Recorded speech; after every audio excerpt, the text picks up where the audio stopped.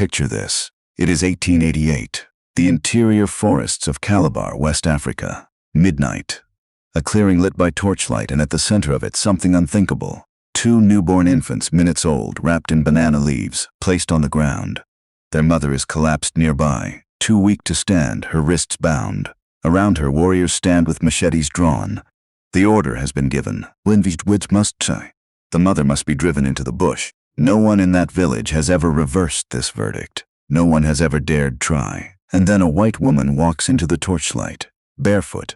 No weapon, no escort. She picks up both babies and holds them against her chest. She looks at the man who gave the order and does not flinch. The silence that follows is the most dangerous silence in the region.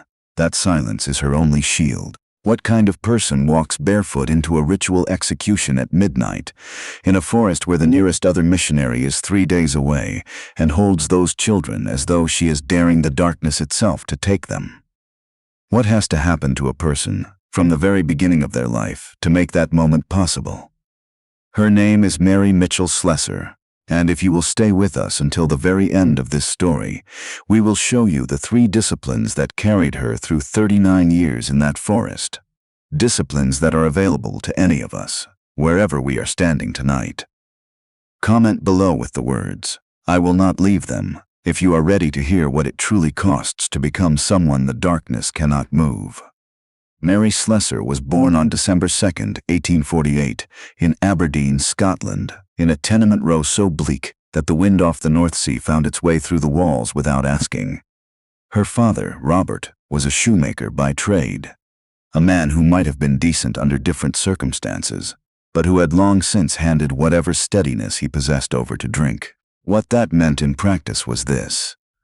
When the money was gone, the children went without.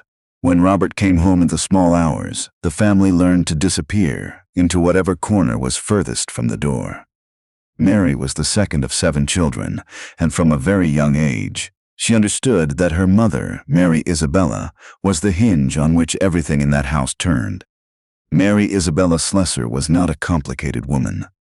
She was a woman with a Bible and a certainty, and she pressed both of those things into her children before they were old enough to read. She would gather them in the one room that was warm, open that book, and speak as though the words in it described the world more accurately than anything happening outside the window. She did not explain the theology. She simply read. She simply prayed. She prayed with her eyes open. She prayed with her eyes closed. She prayed while her hands were occupied with other things, and her children grew up understanding that this was not a ritual she performed. It was a conversation she was always already in. To young Mary, those evenings were the most solid thing in her life. Everything else could be taken. That could not. When Mary was 11, the family moved to Dundee to chase work in the jute mills.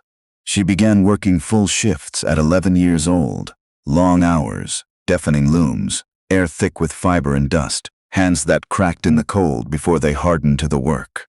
She taught herself to read properly between shifts, borrowing books from wherever she could find them, pressing through pages by the light of whatever was available. On weekends, she taught Sunday school, running up and down the tenement closes of Dundee, herding in children who had no particular reason to come, holding their attention with stories she had memorized from a book that had become as familiar to her as her own heartbeat. There is a detail in the record worth pausing on here. The closes where Mary ran her Sunday school were rough places.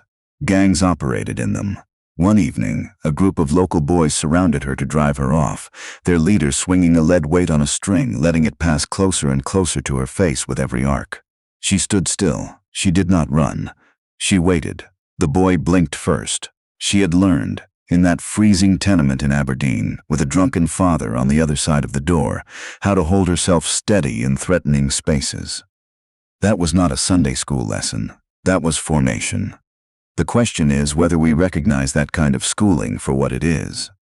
Then, in 1873, David Livingstone died.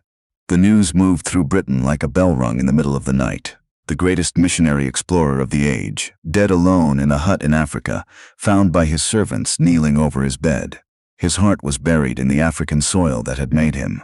His body was carried overland for months to the coast. When Mary read his account of West Africa, of the Calabar region in particular, of peoples that had never heard anything but the drum of the slave trade and the silence of a God they had not yet met. Something in her did not ask permission, it simply decided. She applied to the United Presbyterian Church to go to Calabar. The mission board was not certain she was suited for the field. A mill worker from Dundee, no formal training, no languages, no experience of tropical illness, no family connections of any strategic use. What she had was 14 years of showing up in the places where no one else wanted to go. They sent her anyway. She arrived in Duketown, Calabar, in September 1876. She was 27 years old. She learned Efik, the local trade language, in months, not because she was a natural linguist, but because she simply refused to keep herself separate from the people around her. She moved into a room in a compound, ate the local food, walked the same paths, sat with the women in the markets. The missionaries who had been there longer found her habits unusual. She found their distance unusual. She was not visiting Calabar. She was moving in. In those first years, she learned what she was actually dealing with. Calabar was not simply a place where the gospel had not arrived. It was a place with its own specific gravity. A set of practices so woven into the culture that to challenge any one of them was to pull on a thread connected to everything. The most devastating was this.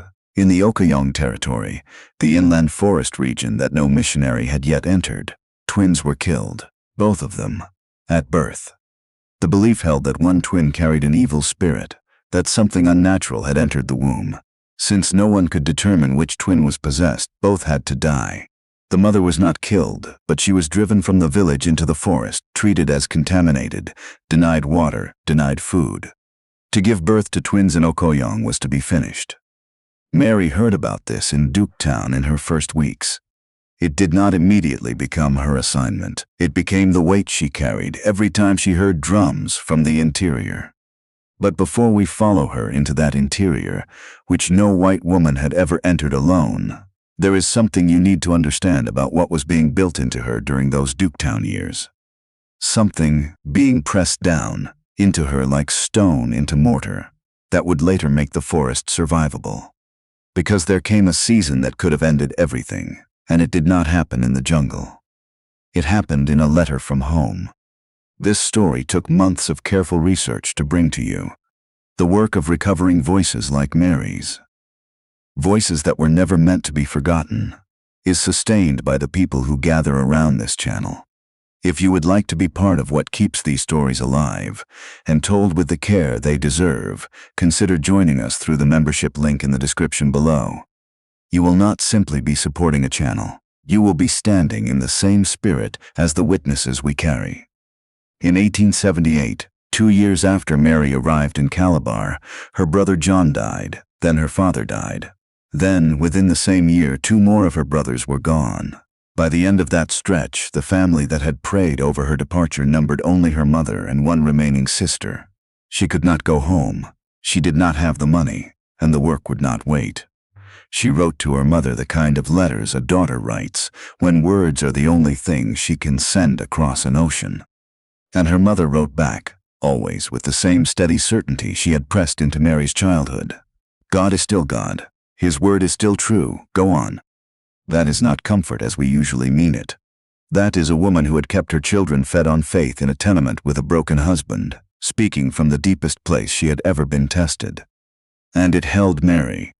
Not because it was simple to believe, but because she had watched her mother believe it from the age of 5, in a cold room by Bible light, in circumstances that gave faith nothing soft to rest on.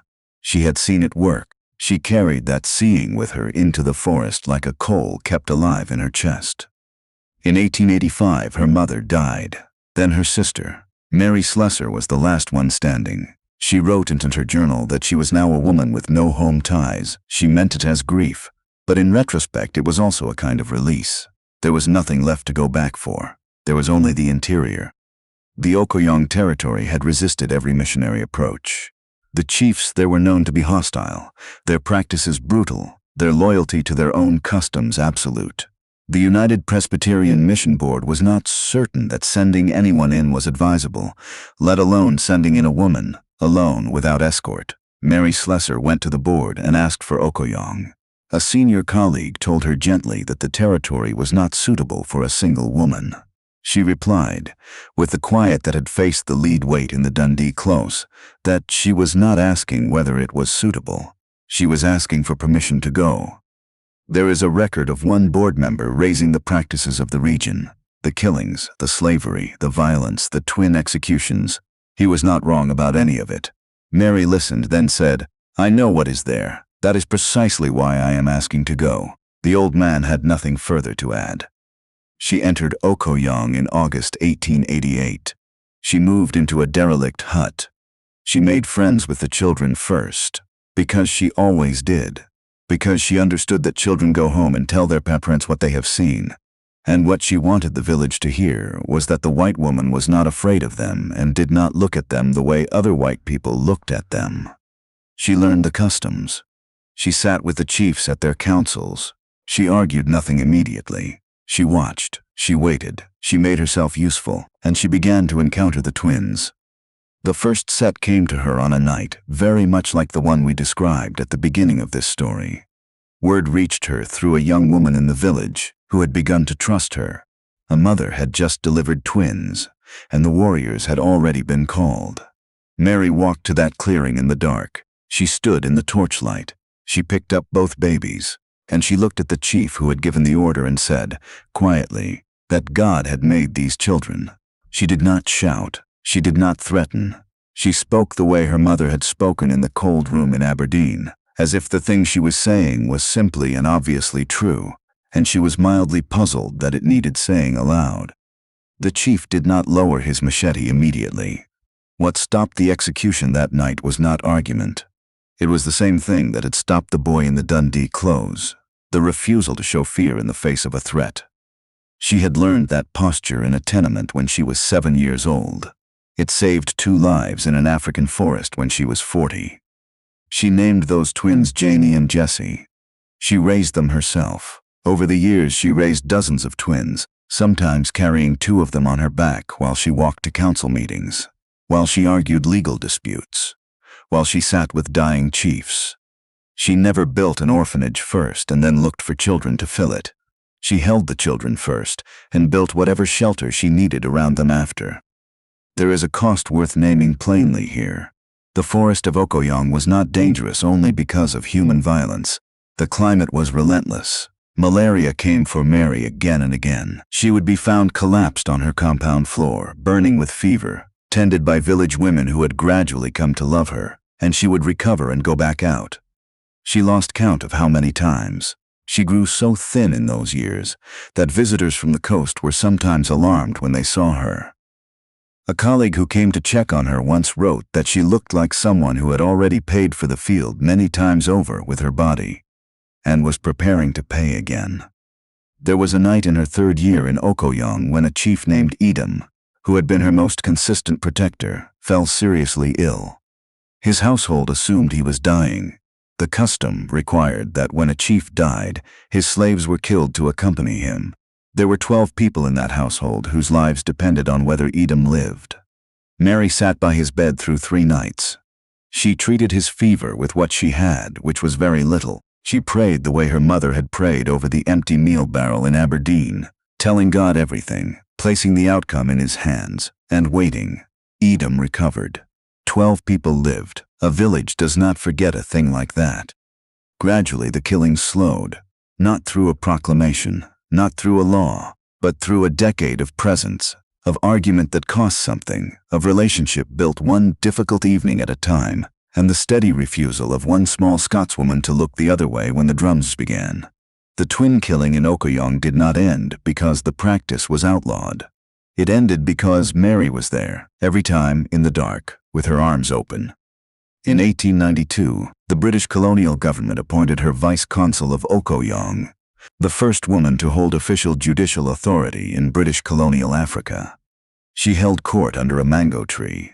Chiefs came to her with disputes. She was known throughout the region as Ma, and her judgments were trusted because she had no interest in advantage for herself. She had no house worth describing. She kept nothing of her salary that she did not need to survive. What she had was the same thing she had carried out of Dundee. the certainty that the words in her mother's Bible described the world more truthfully than anything she could observe with her own eyes. There was a moment, late in her Okoyong years, that she recorded in her journal without much ceremony, though it deserved ceremony of the highest kind.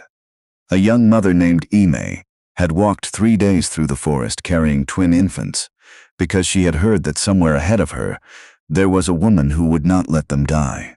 She arrived at Mary's compound in the early morning, exhausted, still bleeding from the birth, holding both babies against her chest as though she was afraid to loosen her grip even for a moment. She held them out to Mary without speaking. She simply held them out. Mary took them.